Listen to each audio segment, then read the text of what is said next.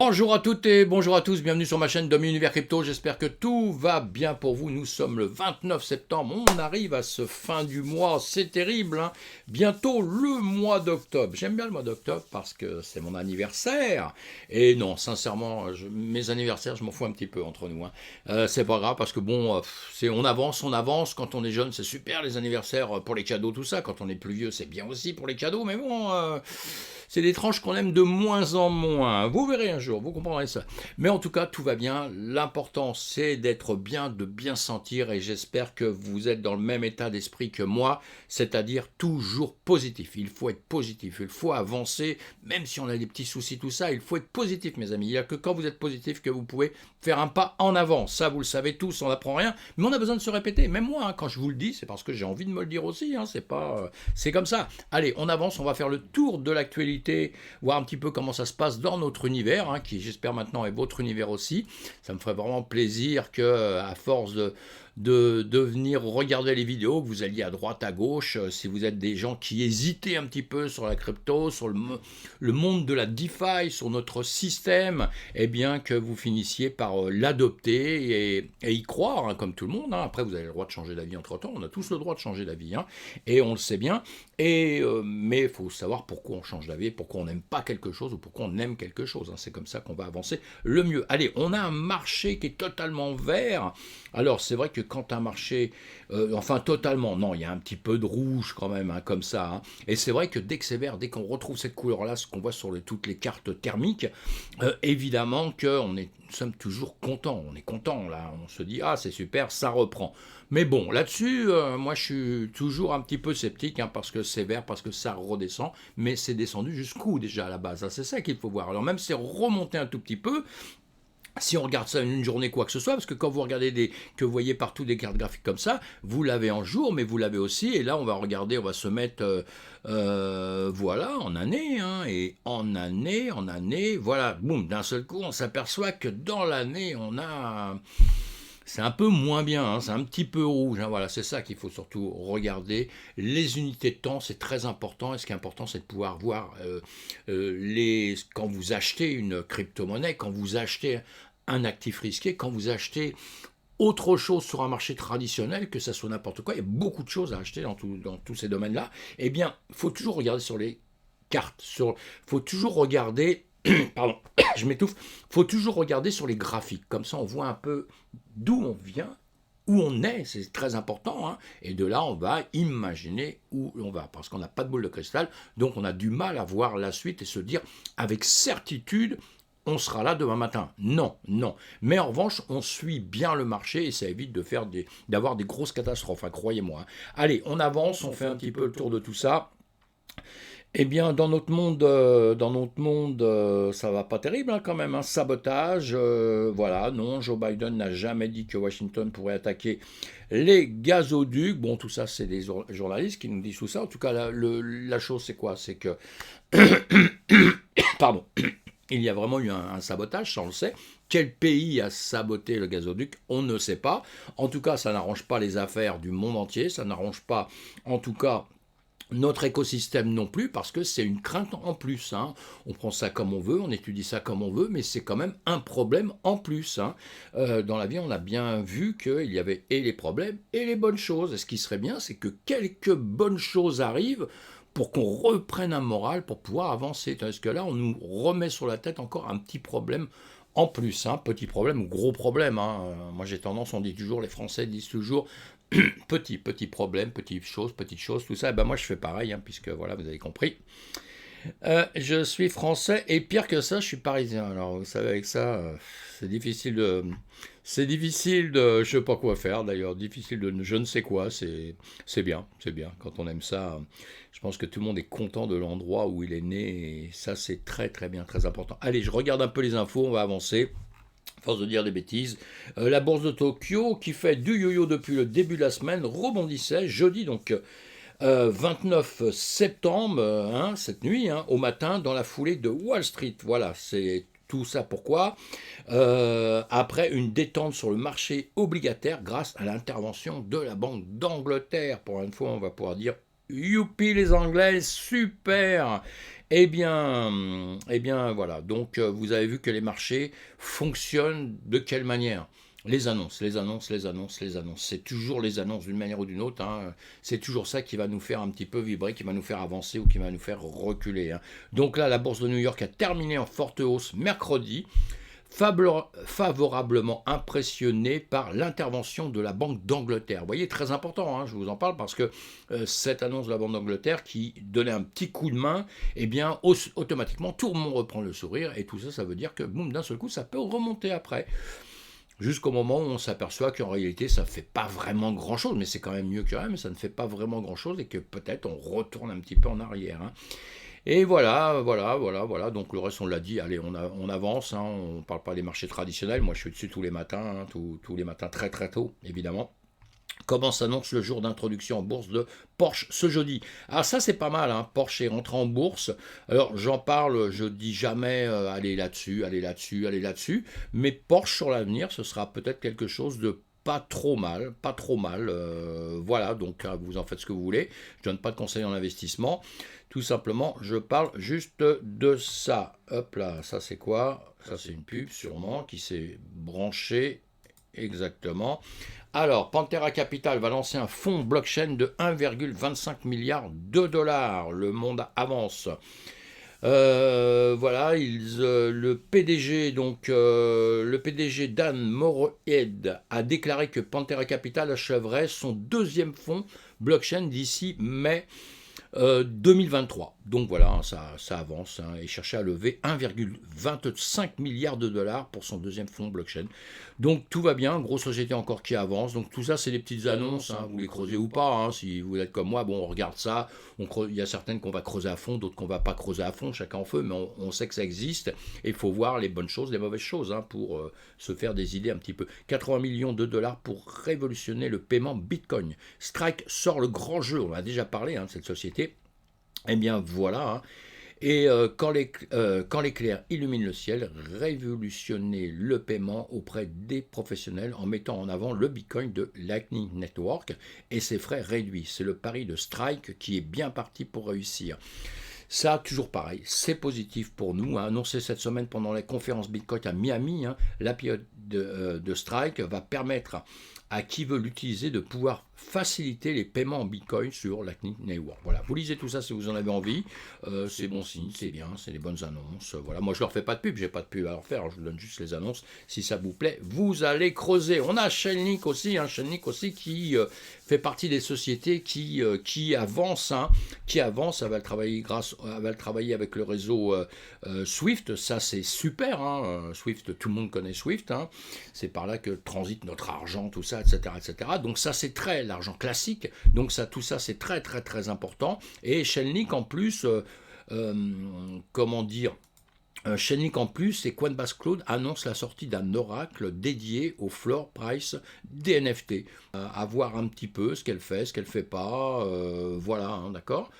Et cette fruit de la collaboration des deux entités surveillera en temps réel les transactions effectuées sur les plus importantes places de marché, hein. Voilà, dévoile un oracle pour les NFT. Le plus grand réseau d'oracles décentralisés de l'écosystème s'est associé à Coinbase Cloud pour développer un oracle consacré à la surveillance des floor price des principales collections de tokens non fongibles. Les oracles permettent de conjuguer le monde réel à celui de la blockchain afin d'automatiser le déclenchement de smart contracts. Si ce concept vous est étranger, nous vous invitons à lire voilà, notre explication détaillée de ce que sont les oracles. Si vous voulez, vous allez sur leur site, hein, enfin, je leur fais un petit peu de pub là, hein, ils sont très bien, hein, CryptoHost, hein, c'est pour apprendre, pour tout ça, pour progresser, c'est très très bien, hein. Beaucoup d'articles, beaucoup de choses comme ça. Moi je vous en parlerai je vous ferai une petite vidéo là-dessus aussi, mais voilà, vous pouvez trouver tout ça, toutes ces explications. Si vous ne connaissez pas, allez approfondir tout ça. Tout le monde se donne du mal pour qu'on soit au courant, qu'on puisse avancer. Un banquier central français avertit que des réglementations complexes en matière de cryptographie pourraient créer des règles de jeu inégales. Bah oui. Ouais, lui quoi. Le gouvernement de la Banque centrale française, Villeroy de Galhau, a exhorté les régulateurs de l'Union européenne à éviter d'adopter des réglementations divergentes ou contradictoires ou de réglementer trop tard. Il a averti que ce serait créer un terrain de jeu inégal, risquer l'arbitrage et la cueillette des cerises. Voilà, bon, tout le monde, de toute façon, hein, en règle, bon, c'est vrai qu'il y en a qui sont... Il y a des gens, enfin des politiques qui sont, on va dire, j'allais dire des politiques qui sont plutôt du côté de la crypto-monnaie, de cet univers de la crypto-monnaie, quelque chose, ils ont bien compris, de toute façon, qui avançait, qui ne pourra jamais s'arrêter. Donc maintenant, il faut bien prendre le train en marche. S'ils ne l'ont pas fait avant, il y en a qui soutiennent ça depuis le début. Après, il y en a beaucoup qui sont contre. Et le problème, je crois, si on veut tout simplifier, c'est ce que j'essaye de faire sur ma chaîne, hein, c'est de simplifier les choses, eh bien c'est qu'en réalité, ils ne savent pas vraiment comment nous casser complètement. Donc ils ont tous leur opinion, leur machin, ils se battent tous entre eux, ils essayent de nous faire une grosse soupe pour nous la faire avaler, et pour qu'on puisse se noyer avec ça, quoi. En gros, c'est un petit peu ça. Et il y en a qui nous défendent un petit peu, donc c'est bien, allez, lire tous ces articles-là. On n'a pas fini hein, de parler des réglementations, on n'a pas fini. Hein. On n'a pas fini parce que, une chose aussi peut-être, c'est qu'on s'est donné un peu le bâton pour se faire battre, hein, comme on dit. Hein. Parce que dans notre écosystème, dans le monde de la DeFi, on a quand même beaucoup, malheureusement, de problèmes. Il y a quand même beaucoup de problèmes. On ne peut pas les nier, ceux qui les nient sont complètement stupides. On ne peut pas les nier, ils sont là, ça fait perdre d'argent à beaucoup de gens. Alors il y en a qui en gagnent, évidemment, mais après il y a une grosse masse qui a quand même perdu avec l'UST, des choses comme ça. Tout ça, c'est notre monde. Hein. On a beau se dire, ouais, c'est pas cette société, moi j'étais pas dedans, je l'aime pas, tout ça, mais c'est notre univers, donc on est bien forcé de faire avec. Et j'espère qu'on va réussir à régler, je pense que tout le monde se bagarre là-dessus, et j'ai confiance à la DeFi entièrement, pour justement régler ces problèmes de sécurité que l'on a, pour justement rentrer un maximum de gens chez nous, afin de un peu clouer le bec à tous les régulateurs. Aujourd'hui, on sait bien qu'on leur a servi sur un plateau un peu le fait qu'ils nous tapent dessus, hein, quand même. Hein. Enfin, c'est mon opinion. Si vous n'êtes pas d'accord, vous me le dites, évidemment. Je ne dis pas que je détiens la vérité, hein, c'est mon opinion.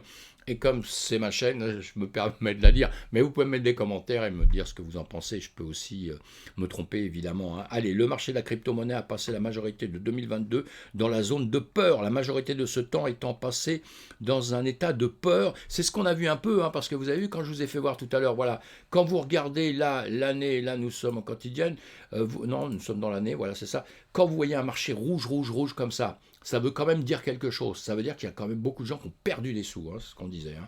Il y a beaucoup de gens qui ont perdu des sous. Donc, quand on perd des sous, on a peur, hein, on craint. Hein. Donc, vous voyez ce que je veux dire. Hein. Donc, ça c'est la vérité. Et donc... voilà, je sais plus où j'en étais, mais je vais reprendre. Hein. Événements macro clés qui auront probablement... Ah voilà, c'est ça. Cet article est pas mal, je vous l'ai mis, parce que événements macro, macro, c'est pour les Français, hein, d'accord. Événements macro clés qui auront probablement un impact sur le marché des crypto-monnaies en octobre. Voici la chronologie. Et là, il nous explique que le marché de la crypto, justement, on a souffert, et qu'on a souffert en règle générale, où on s'aperçoit qu'on souffre encore un peu plus, c'est dès qu'il y a des annonces. Donc on a des dates, et c'est vrai, ils ont raison dans cet article-là, parce que moi je suis mon travail comme ça aussi, je suis les calendriers, hein, justement, il y a des calendriers économiques et tout, je suis tout ça, je vois les dates quand il y aura des choses, et il y a des moments où on va être plus là pour travailler que d'autres, parce qu'on ne peut pas être 24 heures sur 24 sur ces graphiques, et 24 heures sur 24 pour trader, pour ceux qui sont des traders. Donc, on va mettre en priorité certains moments, hein, comme les ouvertures de marché, d'accord, les ouvertures de marché, les fermetures de marché. Il y a des heures dans la journée où ça ne sert à rien d'y être, il ne va pas se passer grand-chose, on le sait, ce sont des habitudes. Hein. Après, on chope des automatismes, on n'en parle même plus parce que c'est tellement automatique pour nous, voilà. Et pareil, les annonces, puisqu'on sait, on a compris, hein, je pense que ceux qui me suivent depuis mes vidéos, je dis toujours, voilà, il va y avoir des annonces, vous verrez, il va y avoir de la volatilité, etc. C'est pas moi qui l'invente, hein, le système est comme ça, donc je vous dis simplement ce que j'ai constaté avec les années. Voilà. Donc eux, ils publient sur cet article-là, ils vous publient une liste un petit peu avec les événements qu'ils vont avoir. Donc vous allez lire ça.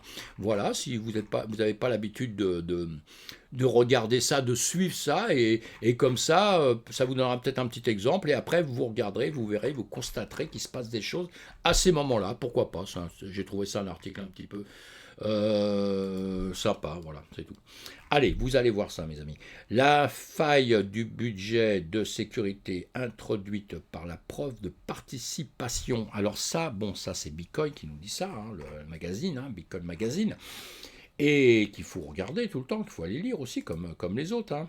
Plus on lit de choses, plus on apprend de choses, plus on comprend où on a mis les pieds. C'est ça qui est très important. Et donc ils nous disent quoi? Eh bien, honnêtement, j'ai pas tout lu l'article, j'ai lu le début, j'ai pas tout lu. Hein. Voilà, j'ai lu le début, bon, c'est tout. Mais ce que je voulais rebondir sur quelque chose là-dessus. Vous allez lire ce qu'ils disent. Hein. Le fondateur, c'est pour ça que j'ai lu le début, puis après, bon, ça m'a donné la fin, quoi, sans le lire. Le fondateur d'Ethereum, Vitalik Buterin, a récemment exprimé ses inquiétudes concernant la sécurité à long terme des bitcoins, citant des budgets de sécurité relativement basés sur les structures de frais de réseau.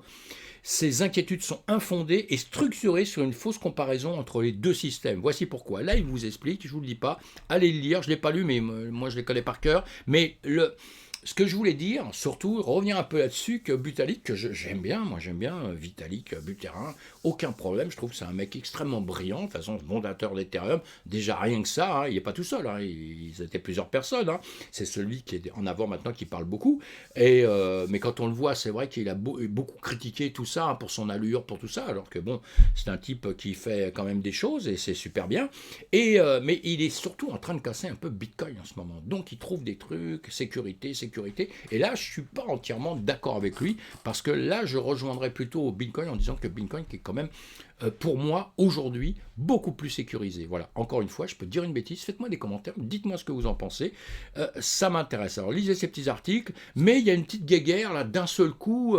Vitalik qui passe en Proof of Stake, il y a une petite guéguerre avec le Proof of Work, en disant, non, le Proof of Work, c'est pas bon du tout, laissez tomber ça, venez chez moi, Ethereum, Ethereum, comme vous voulez le prononcer, et nous, on fait... on ne consomme pas d'électricité, en gros, hein, donc vous voyez, on fait du bien pour la planète, on fait du bien pour tout ça, et c'est mieux qu'autre part. C'est mieux qu'autre part, je ne sais pas. Moi, je pense qu'ils vont plutôt vers un système qui va plutôt être centralisé que décentralisé, mais bon, ça on en reparlera dans l'avenir, et puis là, sinon je vais en parler pendant 4 heures, donc c'est pas le tout. Sortie de la version alpha de Taro.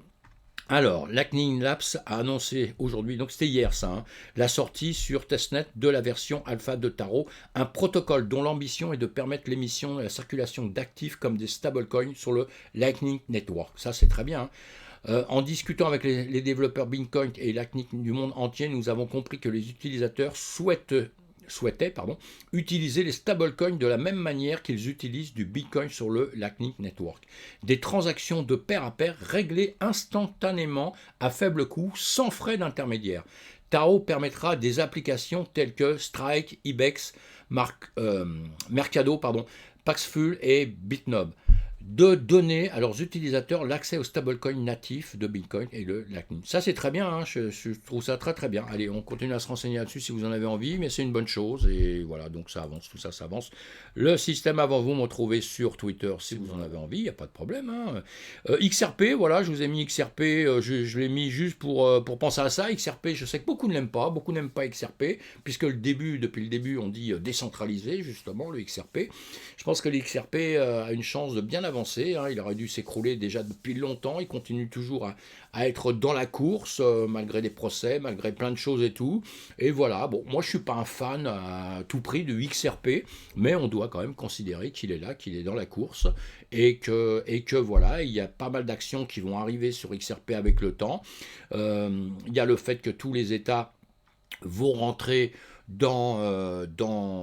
j'allais dire dans la crypto-monnaie, dans de la monnaie numérique.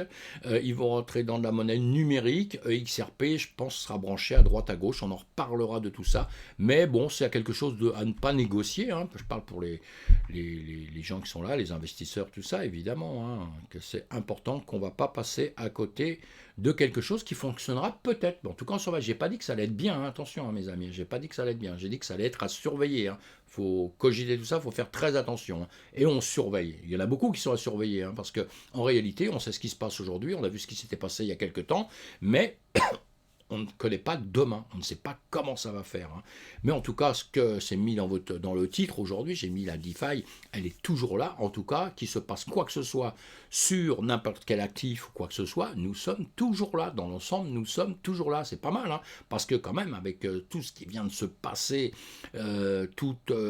économiquement, dans tout ce qui se passe dans le monde, les marchés qui s'écroulent, donc nous, automatiquement, on s'écroule derrière ça, mais on s'écroule, on est tombé, mais on arrive quand même à respirer encore. Et on se retrouve, on va le voir encore sur les graphiques tout à l'heure, pour l'instant, rien de catastrophique. Ça va peut-être arriver, hein, je ne sais pas, mais pour l'instant, rien de catastrophique. Et moi, ce qui m'intéresse, c'est de voir au fur et à mesure les choses, comment elles progressent, et de faire avec quoi.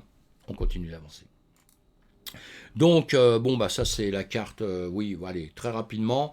Ça c'est le S&P 500, vous voyez hein, que nous on a du rouge, mais ils ont du rouge aussi. Hein. Le S&P 500, justement, là on va voir quand il va reprendre cet après-midi, évidemment, ça ce sont des bougies en 1 heure, on va se mettre en une journée, voilà, on avait une bougie rouge hier, hein, mais on est plutôt en train de réfléchir en ce moment, on a fait un petit haut, un petit bas, quand même en quelques jours il s'est passé des choses, mais toujours sur cette même zone, hein, on n'est plus en train de filer vers le sud, donc ça c'est déjà pas trop mal, tout de suite comme ça, en 2 secondes, sinon le marché européen ce matin, quand il a ouvert, on va se mettre en 15 minutes, allez 15 minutes à droite, 15 minutes à gauche, et quand il a ouvert, eh bien, on s'est un peu écroulé, hein, boum boum boum, on est parti vers le sud pour remonter maintenant un petit peu, vous voyez, hein, tout ça, ça se suit.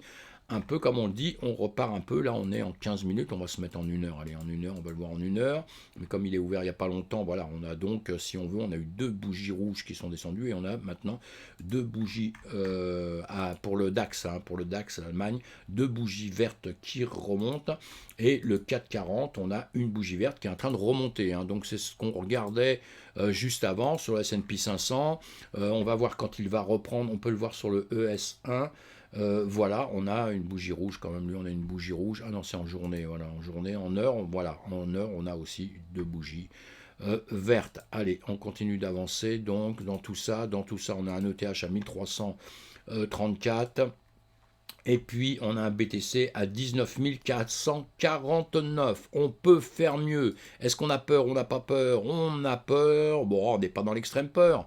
Mais on n'est pas dans l'extrême peur parce que je vous dis, on doit remonter de quelques petits points là parce que voilà, des annonces. L'Angleterre hein, nous sauve la mise. Hein. L'Angleterre nous sauve la mise, mes amis. Hein. Depuis Jeanne d'Arc, je ne pouvais pas dire ça, moi. Hein. Et je plaisante. Hein. Et j'aime bien les Anglais, Moi, j'aime tout le monde à partir du moment où ils ne nous cassent pas les pieds. Ils nous laissent vivre tranquille, en toute liberté. Moi, j'aime tout le monde.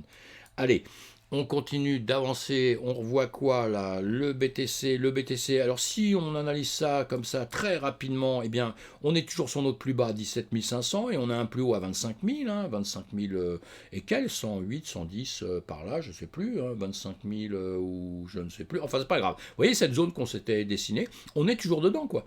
On est toujours dedans. Donc, tant que ça reste dedans, je vous dis ça à longueur de temps, hein, il n'y a pas à s'inquiéter. Alors maintenant, ceux qui sont des traders, ceux qui savent trader, qui sont un petit peu champions du monde de trading, il y a des choses à faire. Il y a des choses à faire hein, dans cette zone, dans un range qu'on se précise exactement à l'intérieur. Il y a des choses à faire. Mais bon, il faut être prudent. Hein. Maintenant, si on regarde en semaine sur... ah bah non, ça c'est le XRP à droite, on va l'enlever, on va mettre le TH là, hop là, en 2 secondes. On va se mettre le TH, voilà, le TH, comme le BTC, voilà, nous sommes toujours là, ça c'est ce qu'on voit sur une autre, j'enlève ça, on verra ça sur une autre, comment dire, d'autres graphiques, une autre vidéo, sur une autre vidéo, hein, mais si on regarde, bon voilà, on avait fait un plus haut, un plus bas, et maintenant on est en train de travailler depuis une semaine entre justement là les 800... même un peu plus, hein, je le prends très bas, hein, c'est le plus bas qu'on a refait, mais depuis on est bien remonté, hein, on va dire depuis les 1000 jusqu'aux 2000, on a cette zone-là où on est en train de travailler dedans, ce serait bien que pour le TH, on vienne dépasser les 1900, là, les 1995, quelque chose comme ça, et puis voilà, qu'on ne revienne surtout pas vers les 1000 $, ça ce serait pas mal, hein, ce serait pas mal. Hein. Mais, et puis pour le BTC, pour le BTC c'est pareil, quand on regarde en semaine comme ça, hein, on a fait un plus bas à 17 650, 700. Ça dépend des plateformes sur lesquelles vous allez regarder. Hein, parce que c'est pour ça que je ne donne pas au centime près, parce que suivant l'endroit où vous regardez, vous n'aurez pas les mêmes centimes. Donc j'ai grossi parce que on s'en fout, c'est pas une grosse importance quand vous n'êtes pas en train de trader, que vous n'allez pas mettre des stops et tout ça. Hein, on s'en fout entre temps, hein, c'est la littérature. Hein. Allez, et on est à 24 000, on est à 25 000 au plus haut. Voilà, là on est en train de jouer tout ça. Alors tant que vous voyez ça en gros comme ça, vous voyez ce genre de choses, eh bien voilà, il n'y a rien de catastrophique. Hein. Bon, je vous refais une autre vidéo avec l'Ethereum et tout ça juste après. Donc on laisse tomber pour l'instant ça. Je vous ferai quelque chose de beaucoup plus précis hein, que je vais vous faire après ceci. Dans l'après-midi, je vous ferai ça. Ici, bon, le BTC, tout ça, on vient de le dire rapidement. Donc, ce qu'on va regarder en revanche, c'est ce que ça a fait en 24 heures. Voilà. En 24 heures, hein, on a l'ETH, le HNT, on a le HNT hein, qui a fait du 10%, là, 9 et quelques. On a le SNX 6,13, le OS 5%. Bon, il n'y a rien d'extraordinaire, hein, parce que bon, tant qu'on ne dépasse pas les 10%, 10% c'est pas mal, hein, mais tant qu'on est vers les 5, on sait qu'on peut les gagner, on peut les perdre.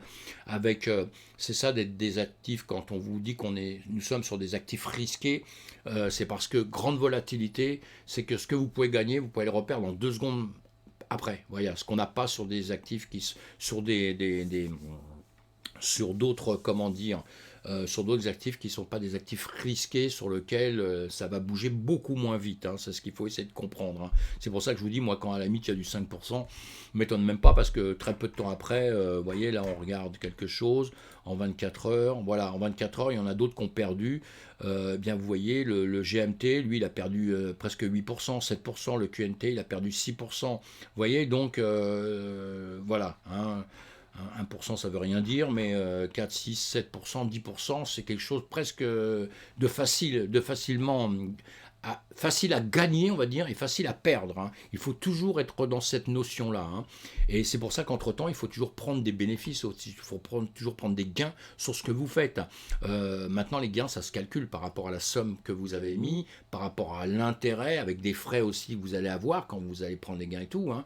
Donc, il faut tout calculer, évidemment, pour ne pas faire des coups dans l'eau, pour ne pas simplement bouger son argent et pas gagner d'argent à la finale. Hein. Évidemment, tout ça, ce sont des choses qui se calculent, que vous apprenez à faire, mes amis. Et voilà, donc on revient tranquillement sur l'ensemble de notre marché. Vous vous abonnez, vous pensez à cliquer sur le pouce en l'air si vous en avez envie, évidemment. Hein. Si vous n'avez pas envie, c'est pas grave, on ne sera pas fâché. L'important, c'est de participer. Soyez toujours là, suivez. Abonnez-vous en revanche pour retrouver les vidéos que je sors. J'ai été quelques jours là où j'en ai pas trop sorti pour un tas de raisons familiales, mais je vais recommencer à sortir toutes les vidéos maintenant que j'ai une pêche extraordinaire. A plus tard, mes amis. Faites attention à vous et protégez-vous. Protégez-vous dehors, protégez-vous dans la crypto-monnaie, dans le trading. On est prudent, on ne fait pas n'importe quoi. Hein. On sauvegarde, on sauvegarde, on sauvegarde. On sauvegarde, on sauvegarde. Voilà. À plus tard.